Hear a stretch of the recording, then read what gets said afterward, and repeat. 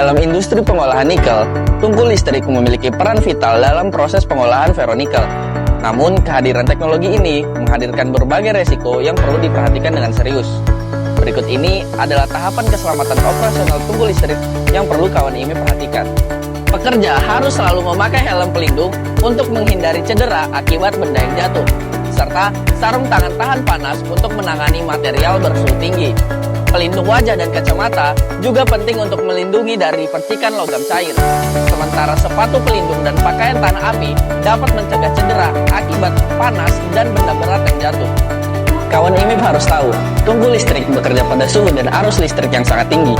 Itulah mengapa pengawasan suhu dan arus listrik harus dilakukan secara ketat. Pengecekan suhu dinding tungku tiap jam dan terkalibrasi antara 30 hingga 60 derajat Celcius untuk memastikan suhu tungku tidak mencapai batas maksimalnya.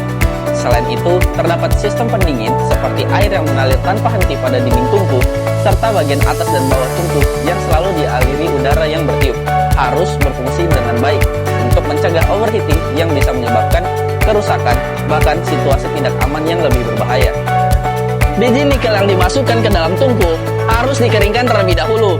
Jika kadar air terlalu tinggi, dapat menyebabkan ledakan uap ketika terkena suhu ekstrim yang ada di dalam tungku. Setelah itu, logam cair yang dihasilkan perlu ditangani dengan hati-hati menggunakan peralatan khusus.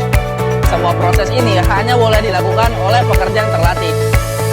Penggunaan batu bata tahan api digunakan untuk mereduksi panas dinding tungku dari dalam, serta penampungan luapan cairan panas yang dibuat untuk menahan penyebaran aliran cairan panas jika hal yang tidak diinginkan terjadi.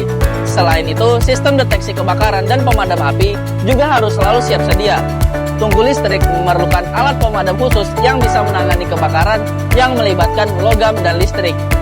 Juga, rencana evakuasi yang jelas harus diterapkan, dan setiap pekerja harus tahu cara merespon situasi darurat. Pekerja harus mendapatkan pelatihan rutin untuk mengoperasikan peralatan dan mengenali resiko di area kerjanya. Simulasi darurat juga penting untuk memastikan kesiapan mereka dalam menghadapi insiden.